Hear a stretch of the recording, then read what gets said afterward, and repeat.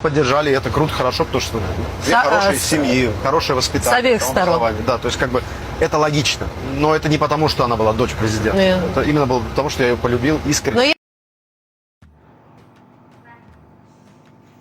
Məşhur iş adamı və müğənni Emin Ağalarov Azərbaycan prezidenti ilə ilk dəfə necə tanış olması və Leyla Əliyeva ilə münasibətlərinin yaranma tarixçəsi barədə maraqlı detalları bölüşüb. Bu ölkə başçısı ilə İsveçrənin Sankt-Moritz kurortunda tamamilə təsadüf nəticəsində qarşılaşdığını bildirib.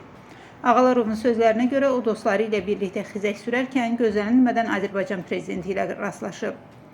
Ailə həyatı və münasibətlərindən danışan iş adamı vurğulayıb ki, onların birliyi hər hansı bir statusla deyil, yalnız səmimi hisslərə əsaslanıb.